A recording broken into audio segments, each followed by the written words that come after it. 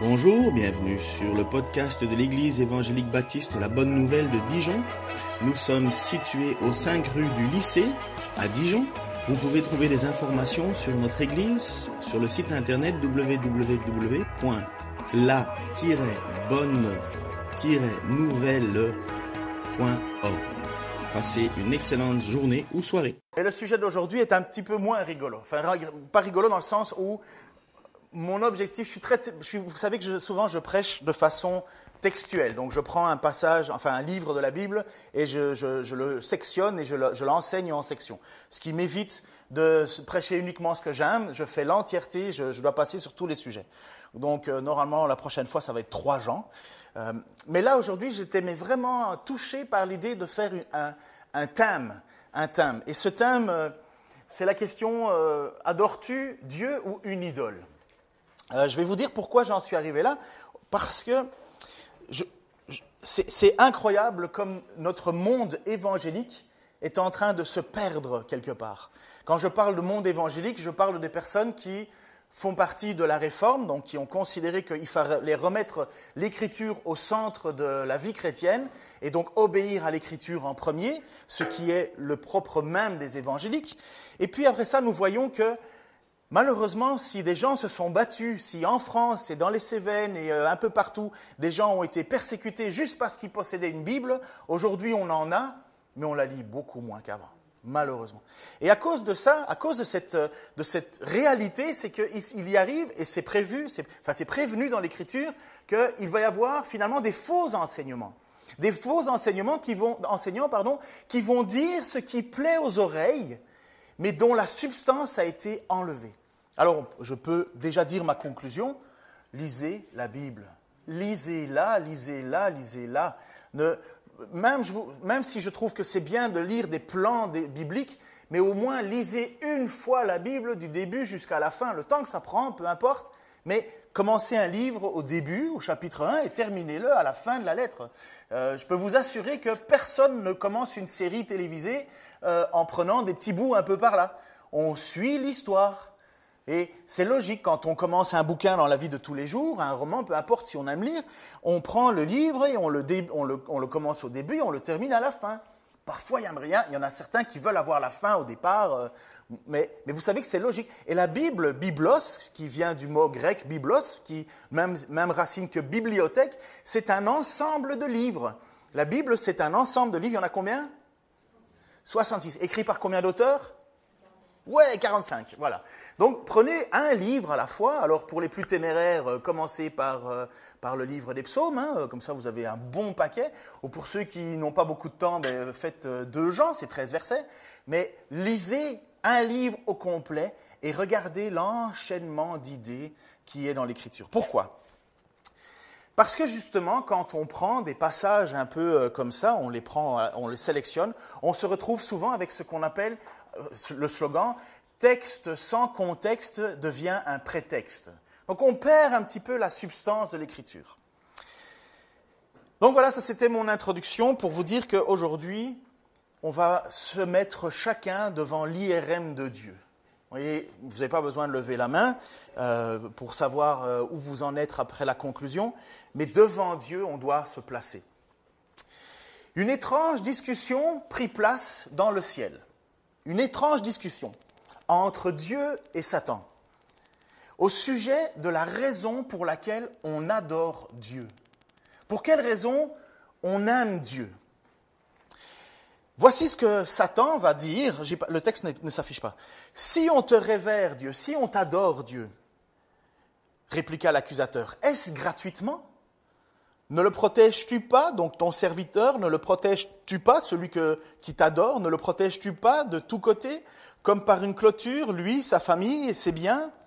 Tu as si bien favorisé ce qu'il a entrepris que ses troupeaux sont répandus sur tout le pays. Mais si tu oses toucher à ce qu'il possède, il te maudira ouvertement. Tout ce qu'un homme possède, il le donnera pour sauver sa peau. Mais si tu oses toucher à sa personne, il te maudira ouvertement. » Voilà la discussion qu'il y eut au ciel au sujet d'un homme, vous avez peut-être reconnu, Job. il se passe au ciel quelque chose d'incroyable, c'est que Job, oui, il est béni. Job est un homme qui est pieux en même temps. Il nous dépasse tous en qualité de vie devant Dieu, on est tous en dessous de lui.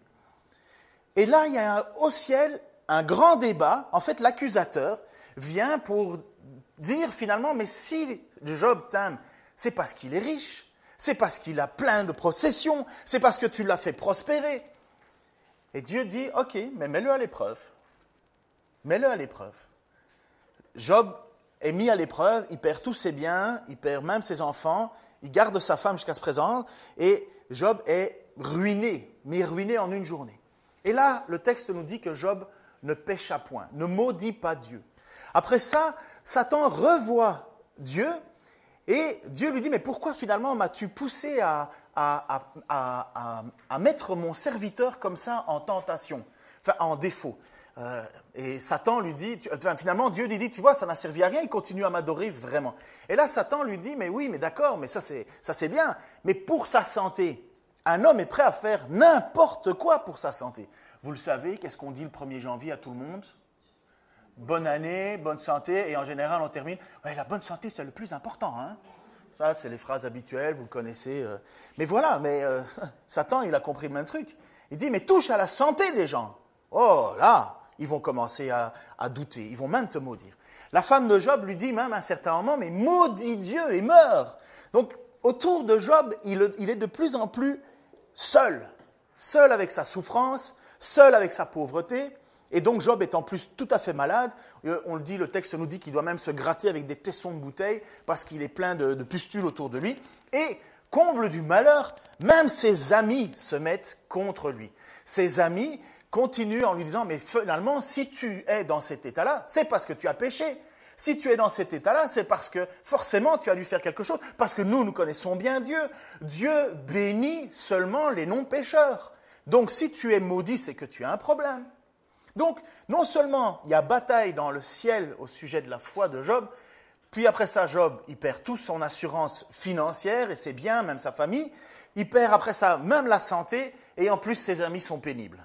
Waouh, projet de vie, hein? Projet de vie. Mais Job a tenu bon. Job a tenu bon. Il n'a pas maudit Dieu, il n'a pas renié son Dieu. Il a certes été secoué, parce que ça secoue. Les événements, les turbulences dans une vie, ça secoue. Mais il n'est pas tombé. Il ne comprenait pas ce qui lui arrivait. Il n'a pas reçu un fax du ciel qui disait « Job, Satan m'a demandé de te mettre à l'épreuve et ce que tu vas traverser, c'est pour vérifier si tu m'aimes vraiment. » Il ne le sait pas. Il se demande juste « Job, mais qu'est-ce que j'ai fait pour en arriver là ?» Vous savez, tout le monde se pose cette question. Mais qu'est-ce que j'en ai fait pour arriver là? Et à un certain moment, Job va même se poser la question « Oui, mais Dieu, est-ce que je compte pour toi ?» Et finalement, si je dois résumer le problème de Job, parce que Dieu va le reprendre, Job, pas sévèrement, pas comme les 3 amis, Job, il a péché par le nombre de pourquoi. Pourquoi? Mais pourquoi? Mais pourquoi? Mais pourquoi? Mais pourquoi? Mais pourquoi? Mais pourquoi? Mais pourquoi? Mais pourquoi? Mais pourquoi? Il y en a assez de pourquoi? Et il y a un certain moment, il y a Dieu qui va dire « Hé Job, t'étais où quand j'ai créé la terre? Est-ce que je t'ai demandé un conseil? Est-ce que je t'ai demandé de comment j'allais faire? Finalement, Job, est-ce que tu n'es pas en train de me dire que je ne sais pas ce que je fais? » Et c'est là où Job va dire cette phrase extraordinaire. « Autrefois, j'avais entendu parler de toi. » Ce qui faisait quand même que Job était un serviteur incroyable, un homme incroyable. Mais aujourd'hui, mon œil t'a vu. Et finalement, on voit que toute cette souffrance a permis à Job de connaître encore mieux son Dieu, d'être encore plus en adoration de son Dieu. Ça va, l'introduction? Parfait. Cette situation, elle me fait beaucoup réfléchir à plein de situations dans nos vies et finalement à me poser cette question, qu'est-ce qu'on adore? Pour quelle raison est-ce qu'on adore Dieu? Est-ce qu'on adore Dieu pour ce qu'il nous donne ou pour ce qu'il est? Parce que la souffrance, la difficulté, les épreuves dans la vie sont là dans un but clair, mettre notre foi à l'épreuve. Et ça n'a jamais fait peur à Dieu de mettre notre foi à l'épreuve. Parce qu'une fausse foi ne sauve pas. Une fausse relation avec Dieu ne sauve pas. Et toute la Bible nous montre, dans beaucoup de passages dans la Bible nous montrent que finalement, nous adorons l'action de Dieu, nous adorons la présence de Dieu qui nous bénit, et nous en allons même jusqu'à faire n'importe quoi pour en arriver là.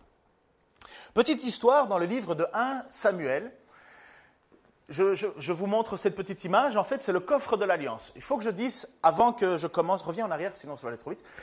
Le coffre de l'Alliance, c'est un coffre que Dieu a demandé qu'on fabrique, dans lequel se trouvent placées les 2 tables de la loi. Vous savez qu'il y a les tables de la loi qui ont été données par Dieu à Moïse, gravées par le doigt même de Dieu.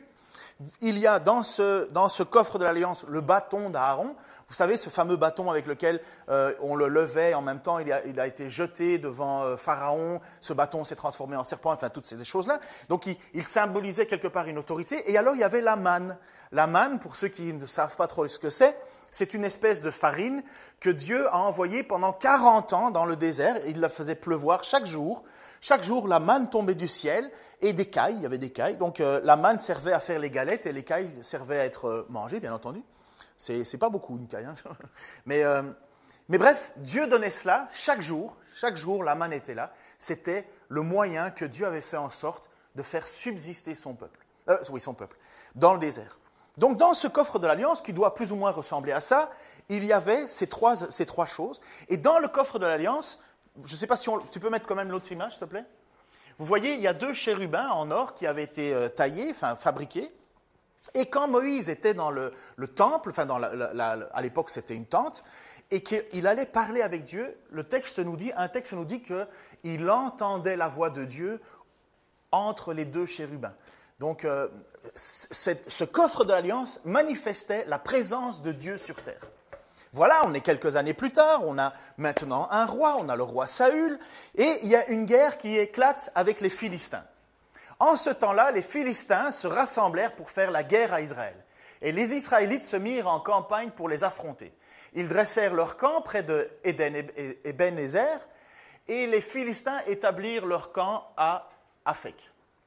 Les Philistins se rangèrent en ordre de bataille pour affronter les Israélites. Le combat s'amplifia. Les Philistins défirent les Israélites et tuèrent dans leur rang environ 4000 hommes sur le champ de bataille. Lorsque le peuple regagna le camp, les responsables d'Israël se demandèrent pourquoi l'Éternel nous a-t-il fait battre aujourd'hui par les Philistins. Allons chercher le coffre de l'alliance de l'Éternel à Silo et ramenons-le au milieu de nous pour qu'il nous délivre de nos ennemis. Ouh, la bonne idée, soi-disant. On envoya donc des gens à Silo. Et ils en ramenèrent le coffre de l'alliance de l'Éternel, le Seigneur des armées célestes qui trône entre le chérubin. Les 2 fils d'Élie, Ophni et Phinehas, qui sont de très mauvais prêtres en plus, accompagnèrent le coffre de l'alliance de Dieu. Dès que le coffre arriva au camp, tous les Israélites poussèrent de si grands cris de joie que la terre en fut étranglée. Vous imaginez, hein, ça. Ils sont heureux, hein, Dieu est là, ouais. Pourquoi ? Parce qu'ils s'imaginent qu'ils vont gagner.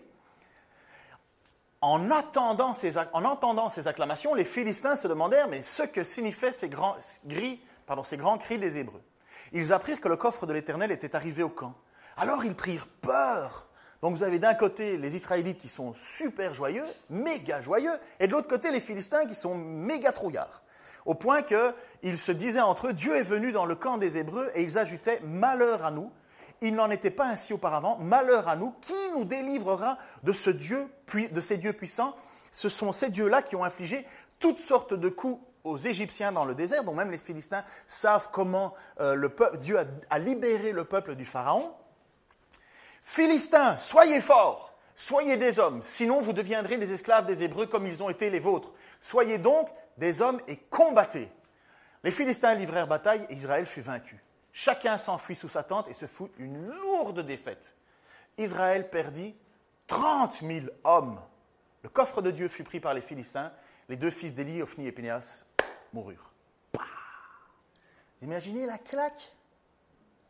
Vous avez vu la différence entre les cris de joie parce que le coffre de l'Alliance est là, on va gagner, Dieu est là, une acclamation terrible. Et au bout de la journée, 30 000 morts, défaite, les 2 prêtres, et alors tant mieux pour eux parce qu'ils étaient vraiment pas bons, 2 prêtres meurent et c'est la débandade. Voilà, des personnes qui ont idoler Dieu. Ils pensent que Dieu se travaille dans un coffre. Ils pensent que Dieu, c'est une amulette. Ils pensent que la présence de Dieu seul suffit pour que les autres meurent. Est-ce qu'il suffit de dire « Seigneur, Seigneur » ? Honnêtement, mais mettez-vous à leur place. Des cris de joie, mais si puissants que même le peuple en face a la trouille. Et quelques heures plus tard, 30 000 hommes meurent. Ils avaient placé leur confiance où ? Est-ce qu'il n'y avait pas un problème là entre les Israélites et Dieu ? Dieu qui permet que son coffre soit capturé par des Philistins. Bon, l'histoire, je vous encourage à lire l'histoire de 1 et 2 Samuel. Dieu ne se laisse pas faire, bien entendu. Mais là, Dieu n'a pas dit un mot. Il n'a pas bougé. Ça doit servir de leçon. Le coffre de l'Alliance, comme je vous ai dit, était le symbole de la présence de Dieu sur terre. Mais ça n'a pas suffi. Ça n'a pas suffi. Il y a eu un jour Jésus qui a eu un entretien avec un vieil homme. Je vais directement vous dire qui c'est. Il s'agit de Nicodème. Et il lui dit que le seul moyen d'être sauvé de la colère de Dieu, c'est d'avoir confiance dans celui que Dieu a envoyé pour effacer cette colère, racheter le péché. Et je remercie la prédication de la semaine passée, c'était encore vraiment mis en avant Dieu qui détourne son regard du Fils le temps que Jésus amasse toute notre faute, tout notre péché pour que nous puissions être sauvés. Donc Jésus parle avec Nicodème et il lui dit le seul moyen de pouvoir d'être sauvé de la colère de Dieu, d'avoir l'assurance que Dieu est pour nous, c'est d'avoir confiance à celui qui va être élevé. Et il fait mention, cet homme, Jésus, il fait mention du serpent d'airain. De la même manière que Moïse éleva le serpent dans le désert, de la même manière le Fils de l'homme sera élevé. Et tous ceux qui placeront sa confiance en lui seront sauvés, car Dieu, vous connaissez le passage, a tant aimé le monde. Mais de quelle histoire il parle du serpent d'airain ? D'abord, c'est quoi de l'airain ? Je ne savais même pas ce que c'était de l'airain autrefois. L'airain, c'est du métal.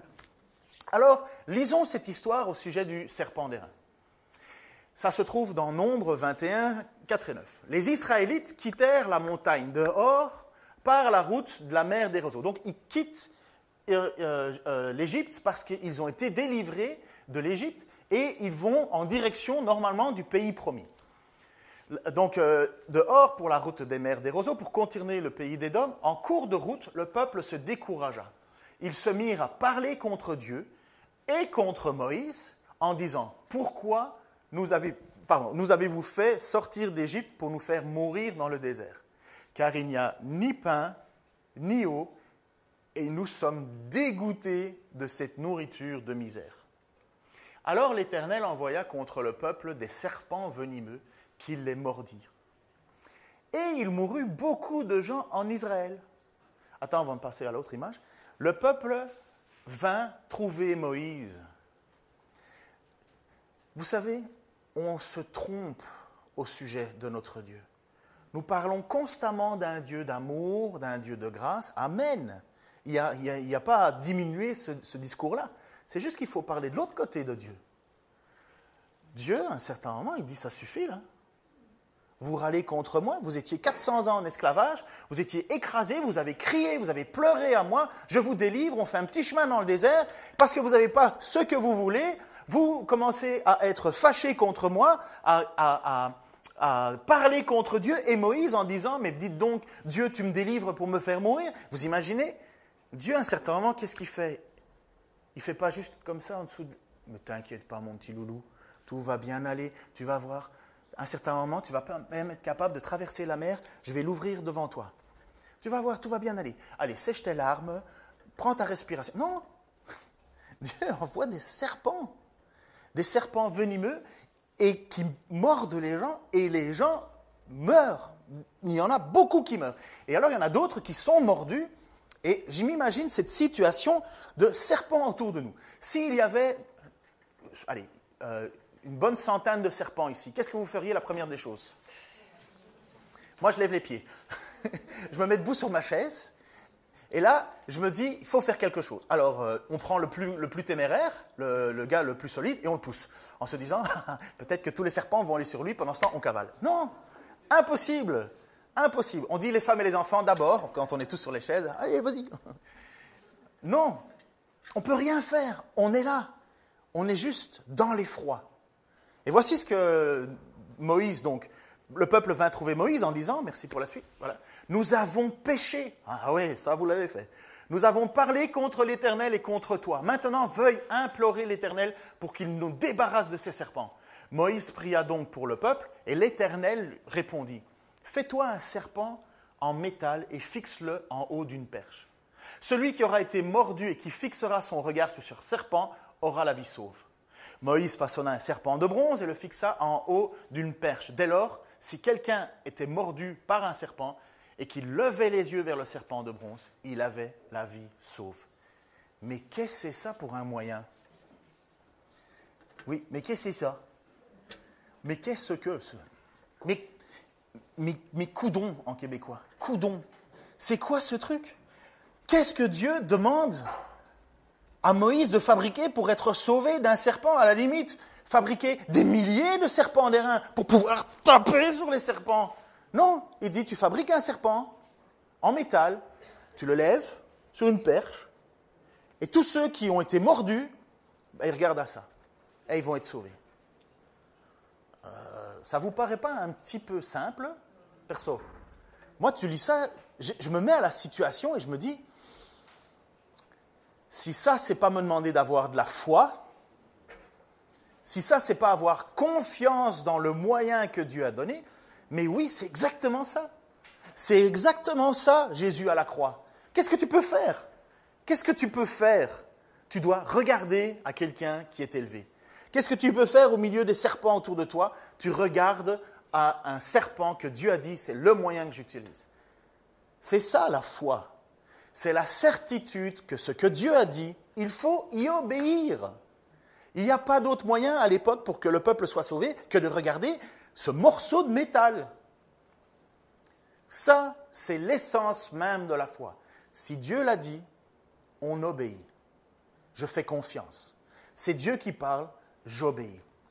Alors, on se dit, magnifique, n'est-ce pas? Vous vous dites, magnifique. Et pour ceux qui regardent la télé, vous dites, magnifique. Mais ce n'est pas si magnifique que ça, malheureusement. Parce que regardez ce qui se passe. Ça se trouve dans 2 Rois, chapitre 18, 1 à 4, et c'est l'histoire du règne de Ézéchias, et qui fait des réformes. La 3e année du règne d'Osée, fils d'Éla, roi d'Israël, Ézéchias, fils d'Ahaz, roi de Juda, devint roi. Il était âgé de 25 ans à son avènement, et il régna 29 ans à Jérusalem. Sa mère s'appelait Abi, et elle était fille de Zacharie. Il fit ce que l'Éternel considère comme juste. Oh, comme la génération des 25 ans, là, vous avez énormément de possibilités devant vous. Il fit ce que l'Éternel considère comme juste, en tout point, comme l'avait fait son ancêtre David. Il fit disparaître les hauts lieux, les lieux de culte, de divination, d'adoration qui ne sont pas dirigés vers Dieu. Briser les stèles des idoles, couper les pieux sacrés de la déesse Ashéra. Il fit tout mettre en pièces, et le serpent de bronze que Moïse avait fabriqué, car jusqu'à cette époque-là, les Israélites faisaient brûler des parfums pour lui et l'appelaient Nehushtan, serpent métal, Nehushtan. Donc vous voyez, de nouveau, Dieu donne un moyen d'être sauvé de sa colère, et quelques années plus tard, les gens idolâtrent un serpent en métal. Ils font brûler des parfums devant ce serpent en métal. Ah oui, c'est Dieu qui l'a donné. Bénissons ce morceau de métal. Regardez, c'est la présence de Dieu envers nous.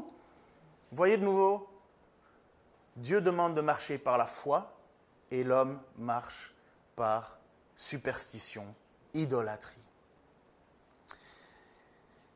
C'était un moyen de grâce, c'était un moyen d'être sauvé, c'était un moyen que Dieu voulait attirer les hommes à lui par la foi seulement, et l'homme en a fait un culte d'adoration.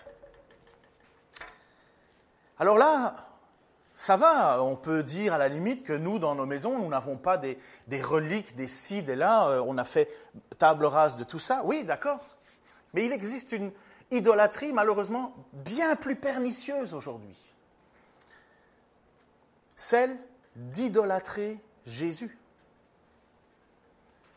On idolâtre Jésus, on idolâtre Dieu. Ce n'est pas étonnant. Écoutez ce que Jésus a dit en Matthieu 7, 21, 23. Donc, il parle des temps futurs et il dit, pour entrer dans le royaume des cieux, il ne suffit pas de me dire « Seigneur, Seigneur ». Il faut accomplir la volonté de mon Père céleste.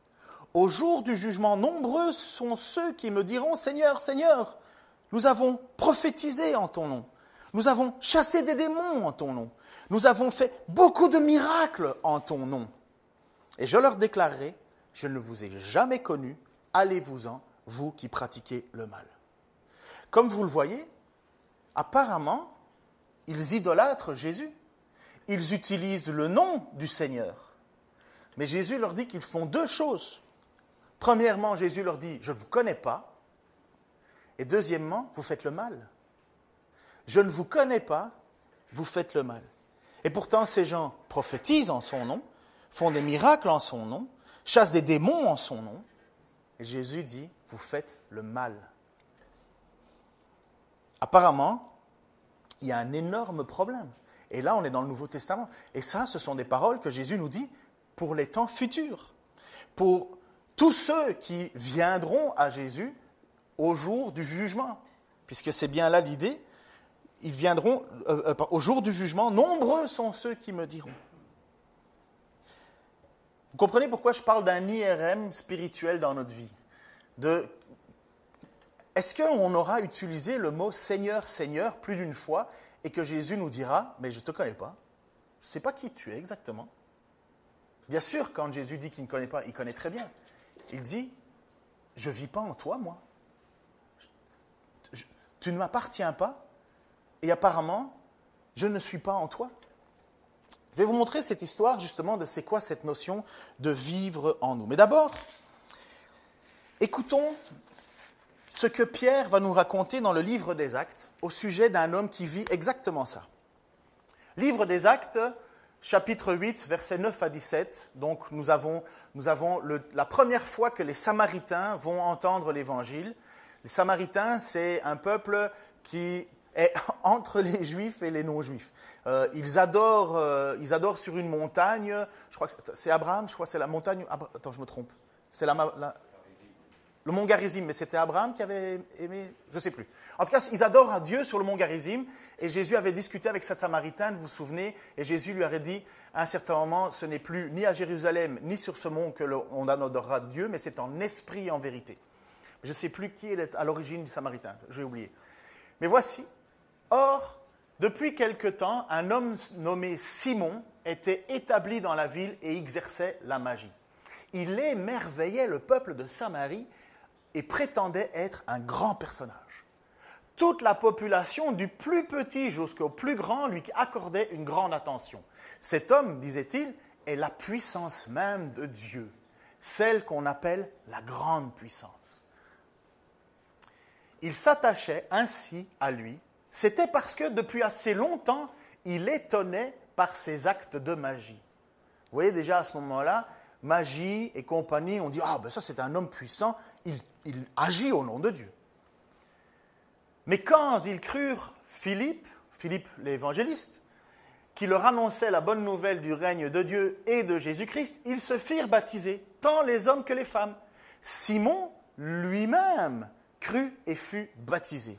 Alors jusque-là, on se dit « Ah, tout est rentré dans l'ordre, magnifique !» Mais non. Dès lors, il ne quittait plus Philippe, émerveillé par les signes miraculeux et les prodiges extraordinaires qu'il accomplissait sous ses yeux. Quand les apôtres, restés à Jérusalem, apprirent que les Samaritains avaient accepté la parole de Dieu, ils déléguèrent auprès d'eux Pierre et Jean. Dès leur arrivée, ceux-ci prièrent pour les nouveaux disciples afin qu'ils reçoivent le Saint-Esprit. En effet, ils n'étaient pas encore descendus sur aucun d'eux, car ils avaient seulement été baptisés au nom du Seigneur Jésus-Christ. Au nom du Seigneur Jésus. Ça mérite toute une prédication, ça, ce n'est pas le sujet. Pierre et Jean leur imposèrent donc les mains et ils reçurent l'Esprit Saint, les Samaritains présents. Simon vit que l'Esprit Saint était donné aux croyants quand les apôtres leur imposaient les mains. Alors il leur proposa de l'argent et leur dit « Donnez-moi aussi ce pouvoir pour que ceux à qui j'imposerai les mains reçoivent l'Esprit Saint. » Mais Pierre lui répondit « Que ton argent périsse et toi avec lui. » C'est pas rien. Il ne dit pas « Oh, t'as mal parlé. Hein. » Non, c'est « Meurs. Meurs. » Puisque tu t'es imaginé qu'on pouvait se procurer le don de Dieu avec de l'argent. Cette histoire n'est pas normative. Ce n'est pas la norme des baptêmes. Pardon ? Tu vas trop vite, pardon. Cette histoire n'est pas normative. C'est pas comme ça que tous les baptêmes se sont passés. Mais ce qu'on doit remarquer, c'est que Philippe avait des pratiques. Autrefois, il entend le message de l'Évangile, il y croit, il se fait baptiser, et après ça, il ose demander à Dieu, à Pierre, quelque chose de miraculeux de plus. Je veux ce pouvoir que tu as. Je veux ce pouvoir. Est-ce que je peux te le payer? J'ai de l'argent. Hein? Est-ce que je peux te payer ce pouvoir? Et là, Pierre lui dit, mais meurs avec ton argent. Est-ce que tu es fou de ce que tu viens de me demander? Est-ce que tu es fou?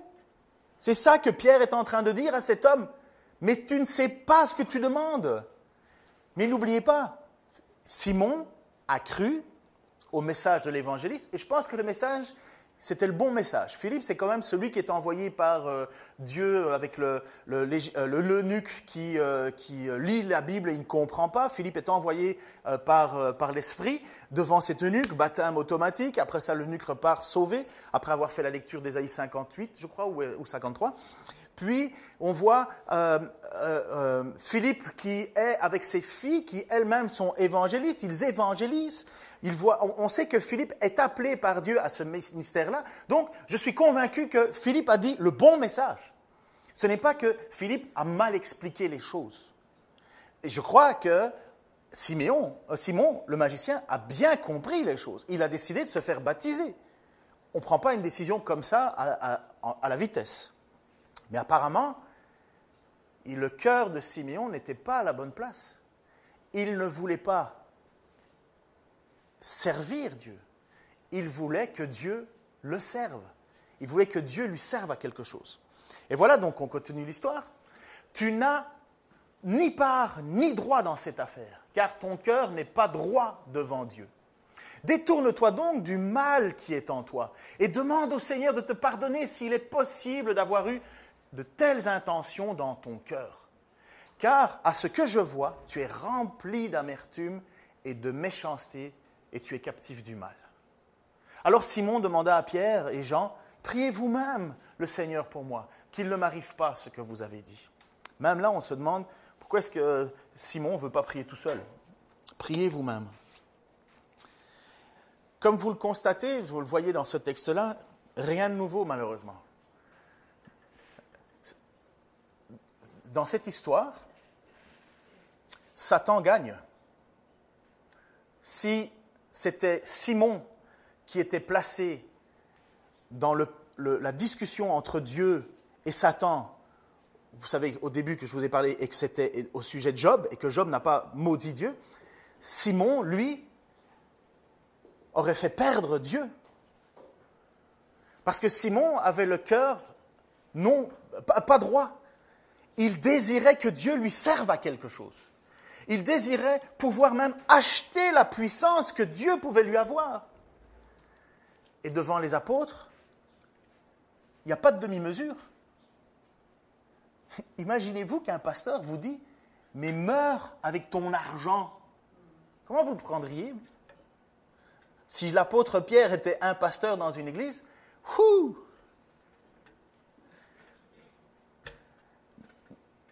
Mais qu'est-ce qui se passe avec Simon? Il croit qu'il est sauvé. Il croit qu'il est sauvé. Il croit que c'est fait parce qu'il a fait une prière, parce qu'il s'est fait baptiser, emballé, c'est pesé. voilà la mentalité. Et lorsqu'il est face aux apôtres, les apôtres qui ont reçu ce don leur dit, tu n'es pas droit devant Dieu. Tu n'es pas droit devant Dieu. Demande au Seigneur de te pardonner, s'il est possible, d'avoir eu de telles intentions dans ton cœur, car je vois que tu es rempli d'amertume et de méchanceté, tu es captif du mal, ce qui est en général un signe de non-conversion. La conversion, ce n'est pas une phrase dite à un moment, la conversion, c'est un changement de cœur. Tu l'avais dit en hébreu, c'était quoi? Chouf? Non, pas chouf, non. Chouv, comme l'avait prêché Geoffrey. Chouv, changement, changement. Comme dit l'Écriture, un chien retournerait à ses vomissures. Ou il y a bien des raisons de vous le dire. Mais voilà, quelqu'un qui est lisse ou paraît lisse aux yeux des autres en disant, et Simon finalement, est-ce qu'il est sauvé? Ah oui, il s'est fait baptiser. Hein. Ah, vous étiez là? Oui, j'étais là. Et quand Pierre et Jean arrivent, ce n'est pas le cas. Pourquoi? Parce que Simon désirait une puissance. Combien de fois je n'entends pas des prédications, j'écoute beaucoup de prédications sur Internet, où le mot puissance revient. Le peuple chrétien est un peuple de puissance. Et vous allez arracher la puissance, et vous allez recevoir une puissance. Et on entend toujours le mot puissance. Finalement, moi j'ai l'impression que Superman à côté, c'est un rigolo. Et le peuple chrétien est convaincu d'être investi d'une puissance qui nous permet d'accomplir des choses extraordinaires. Alors oui et non. Oui et non. Quelle est l'orientation de notre cœur? Voilà la question. Voilà la question. La plus grande puissance que Job a manifestée, c'est celle d'avoir tenu dans l'épreuve. Lorsque Paul écrit à l'église de Corinthe, dans l'épître de Corinthe, 1 Corinthiens, il dit et il parle à ses responsables d'église qui dit « Ah, mais vous régnez, vous, maintenant !» Parce que les responsables d'église de Corinthe se prennent pour des super puissants. Et l'apôtre, il dit « Mais oui, mais nous, les apôtres, on est martyrisés, flagellés, jetés à terre, écrasés, humiliés. Ah, vous, vous régnez. Nous, on lutte. » Et mes amis, une vie chrétienne sans lutte n'est pas une vie chrétienne. Une foi qui n'est pas éprouvée ne vaut rien. Ne vaut rien. C'est le propre même de la foi d'être mise à mal. Non pas uniquement par Satan. Bien sûr, Satan veut vous faire douter de la confiance en Jésus-Christ. Que c'est bien le seul moyen. Il veut vous faire douter de tant et tant de choses. Mais Dieu aussi utilise les épreuves pour mettre notre foi, pour la purifier. Pour ceux qui ont fait l'étude biblique romain avec nous la semaine passée, ils l'ont vu qu'une foi éprouvée est une foi qui est plus forte, plus grandissante. Et lorsque l'on traverse les épreuves, lorsqu'on traverse les difficultés, lorsqu'on traverse cette période de « mais pourquoi Seigneur? Pourquoi il m'arrive ?» mais qu'on n'en vient pas à renier, eh bien notre foi elle est plus solide. Et les petites choses qui étaient difficiles à assumer au début, eh bien on a beaucoup plus facile après. Mais ça n'existe pas. Une foi non éprouvée, ça n'existe pas, oubliez ça, ce n'est nulle part. Il n'est pas dit que sur terre, on serait des hommes immortels et qui seraient inattaquables. Vous le savez, j'aime bien la Formule 1. Ayrton Senna a dit cette phrase-là. Ce n'est pas parce que je crois en Dieu que je suis... je casse pas, enfin c'est en anglais, j'ai oublié le nom, mais c'est pas parce que je crois en Dieu que je suis immortel ou que je suis inatteignable. La preuve, il est mort dans un mur. Mais il avait une foi en Dieu aussi, lui. Et il a bien dit, mais ça ne me protège pas plus que les autres. Est-ce que ça va jusqu'à présent? On est à la moitié de l'IRM, on est peut-être aux 3/4. Mais maintenant, on va passer l'IRM de Jésus-Christ. Donc, on va passer sur la tête même. Jésus, ça m'a toujours surpris ce passage-là. Mais Jésus va passer un IRM à tout un peuple, à toute une foule. et beaucoup. Jésus fait un miracle, un de plus, bien entendu, puisque c'est le propre de Jésus-Christ de prouver qu'il est fils de Dieu. C'est ce que Nicodème. Personne ne peut venir de Dieu s'il n'accomplissait pas des miracles comme tu le fais. C'est ce que Nicodème utilise en entrée avec Jésus. Et voici ce qui se passe dans le chapitre 6, 25 à 29 de Jean. Donc, juste vous dire, il y a eu un premier miracle, 5 pains, 2 poissons, donnés à manger à 5000 hommes, on n'a pas compté les femmes, les enfants, et toute la foule est nourrie. Le lendemain, Jésus quitte pour aller de l'autre côté du lac. Les gens sont un peu perdus en disant, mais où sont-ils? Où sont les apôtres? Où est Jésus? Et finalement, on se rend compte qu'il y a des bateaux qui sont là, il y a des bateaux qui sont venus, parce que les gens affluaient pour venir voir Jésus. Il y a des gens qui montent sur le bateau, hop, ils repartent de l'autre côté et ils vont retrouver Jésus. Ils cherchent Jésus. Jésus leur répondit, vraiment, je l'assure, si vous me cherchez, ce n'est pas parce que vous avez compris le sens de mes signes miraculeux. Non, c'est parce que vous avez mangé du pain et que vous avez été rassasiés. Encore une fois, Jésus fait le constat en disant, ce n'est pas moi que vous voulez, c'est ce que je peux vous donner. Travaillez non pour de la nourriture périssable, mais pour celle qui dure pour la vie éternelle. Cette nourriture, c'est le Fils de l'homme qui vous la donnera, car Dieu, le Père, en a accordé le pouvoir en le marquant de son sceau. Le sceau à Jésus-Christ, c'est premièrement le signe lors du baptême, où il y a une voix qui se fait entendre, c'est à la transfiguration, et ainsi de suite. Et bien entendu, le miracle qui va être fait de ressusciter Lazare, et ainsi de suite, et ainsi de suite. Donc le sceau, c'est Jésus qui dit, tous les signes miraculeux que je fais, c'est le sceau de Dieu. Donc voilà. Que devons-nous faire pour accomplir les œuvres que Dieu attend de nous, lui demandèrent-ils encore. L'œuvre de Dieu, lui répondit Jésus, c'est que vous croyez en celui qui l'a envoyé. L'œuvre que Jésus attend, c'est que vous croyez en celui qui l'a envoyé. Ensuite, Jésus va leur expliquer qu'autrefois les Israélites ont vécu grâce à la manne que Dieu avait donnée dans le désert, cette fameuse manne qui se trouve dans le coffre de l'Alliance. Que Dieu faisait pleuvoir chaque jour dans le désert cette nourriture. Et Jésus disait, mais cette nourriture ne servait pas au salut. Elle servait juste à vivre un jour de plus. Mais ce n'était pas ça le salut. Et Jésus leur dit et leur parle que finalement, nous devons boire et nous devons manger du Jésus. Jésus va dire, celui qui ne mange pas mon corps, qui est une vraie nourriture, n'entrera pas dans le royaume. Celui qui ne boit pas mon sang, qui est une vraie boisson, n'entrera pas dans le royaume. Et là, les gens se disent, wow, de quoi tu nous parles là? On est proche du cannibalisme là. Jésus va leur dire que c'est lui le pain qui vient du ciel, c'est lui la manne. C'est lui ce que nous avons besoin. L'homme ne se nourrira pas de pain seulement, mais de toute parole qui vient de la bouche de Dieu. Voilà ce que Jésus déclare à toutes ces foules qui sont là devant lui, qui veulent quoi? Du miracle! Du miracle! Donne-nous du miracle! Wow, Jésus, on t'aime, on veut du miracle! Et Jésus leur dit, si je ne vis pas en vous, si je ne vis pas en vous, je ne vous connais pas. Je ne vous connais pas. Et regardez le texte. C'est moi qui suis le pain vivant descendu du ciel. Si quelqu'un mange de ce pain-là, il vivra éternellement. Le pain que je donnerai pour que le monde vive, c'est mon propre corps. À ces mots, les Juifs se mirent à discuter vivement entre eux en disant « Mais comment cet homme pourrait-il nous donner son corps à manger ?» Alors Jésus leur dit « Oui, vraiment, je vous l'assure. Si vous ne mangez pas la chair du Fils de l'homme et si vous ne buvez pas son sang, vous n'aurez point la vie en vous. Celui qui se nourrit de ma chair et qui boit mon sang a la vie éternelle.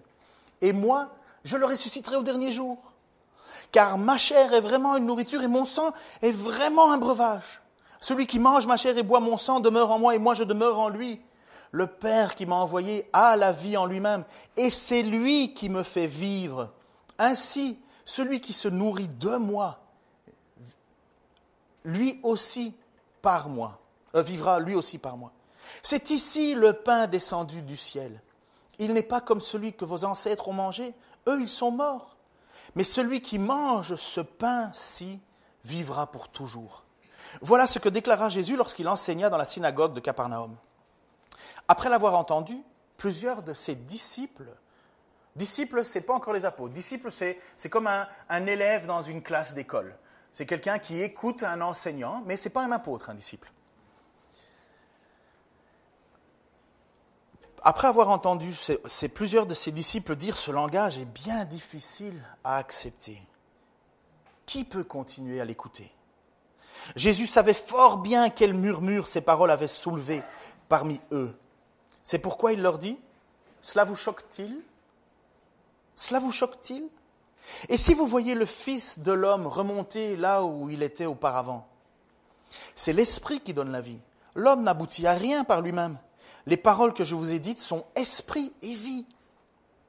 Hélas, il y en a parmi vous qui ne croient pas. » En effet, le texte dit, dès le début, Jésus savait quels étaient ceux qui ne croiraient pas et quels étaient celui qui allait le trahir. Il parlait de Judas à ce moment-là. Aussi, ajouta-t-il, c'est bien pour cela que je vous ai dit, personne ne peut venir à moi si ce n'allait lui accorder par le Père. À partir de ce moment-là, beaucoup de ses disciples l'abandonnèrent et cessèrent de l'accompagner. Ils ont raté l'IRM. Ils ont raté le test. Alors Jésus, se tournant vers les 12, et mettez-vous à la place d'un des 12, peut-être pas Judas.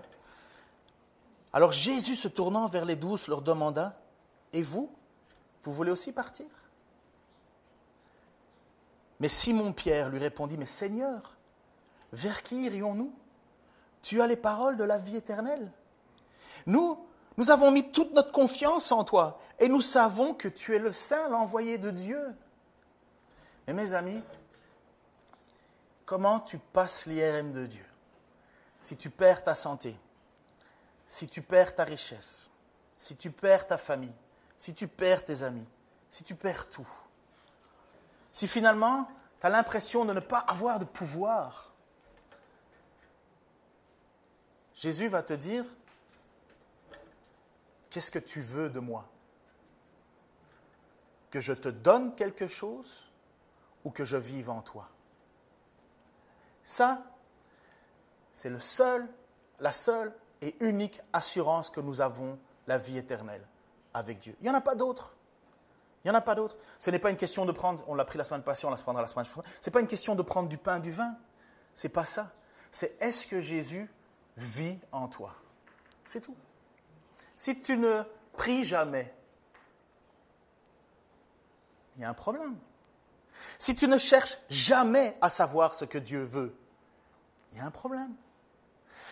Si tu n'aimes pas ton frère, il y a un problème.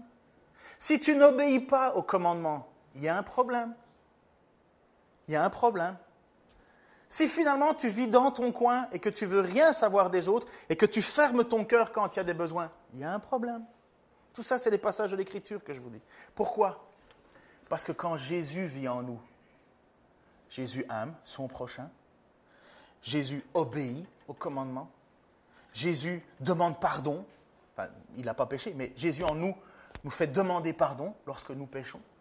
Jésus fait en sorte que nous obéissions à sa volonté. Jésus fait en sorte que nous voulons apprendre de Dieu parce qu'on ne veut pas se nourrir que de pain seulement, mais de toute parole. Jésus fait en sorte que l'on prie. Pourquoi? Parce que Jésus priait. Et vous voyez la différence entre Jésus qui vit en nous et à la fin des temps, lorsqu'on sera devant Dieu, on dira « Seigneur, Seigneur ». Et Jésus, qu'est-ce qu'il dira à ce moment-là? « Viens, bon et fidèle serviteur, entre dans la présence de ton Maître. » Parce que Jésus habitait déjà en lui.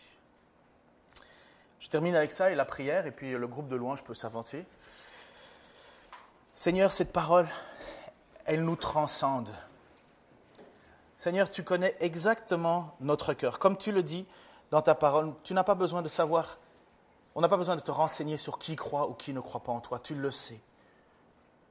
Seigneur, moi ce que je te prie, Seigneur, c'est que ce matin, encore une fois, nous puissions être devant toi avec ce désir ardent. Prends ta place, viens vivre en moi, viens prendre toute la place qui t'appartient. Seigneur, bien souvent nous péchons de bien des manières. On commence par la langue, dans nos attitudes, Seigneur. Mais je te prie, ne permets pas qu'on se refroidisse. Je te demande, Seigneur, pour tout et chacun, que l'on reprenne plaisir à ta parole qui est une véritable nourriture, Seigneur. Je te demande, Seigneur, qu'on reprenne plaisir à te prier, à avoir cette intimité avec toi. Pour ne pas être surpris le jour où on sera devant toi et que tu dirais, mais on ne te connaît pas, je ne te connais pas. Seigneur, chaque jour tu attends de nous une relation avec toi. Je te prie, Seigneur, aussi que l'on ne soit pas devant toi pour recevoir quelque chose de toi, mais que nous disions à Dieu, que veux-tu que je fasse? Seigneur, tu dis toi-même que tu n'es pas venu pour être servi, mais pour servir.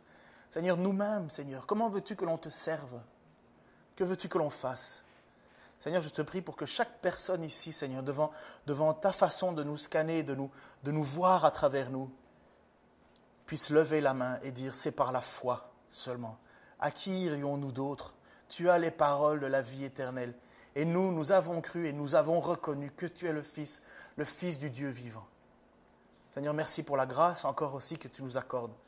Bien souvent, nous tombons, Seigneur. Mais ce n'est pas parce que nous sommes infidèles que toi, tu le serais. Non, tu es fidèle à tes paroles. Je te prie que tu fasses grandir, Seigneur, notre foi à travers des épreuves, à travers des difficultés. Parce que nous savons, Seigneur, et tu nous l'as dit, que tu ne nous abandonnerais pas et que tu seras avec nous jusqu'à la fin du monde. Dans le nom de Jésus-Christ. Amen.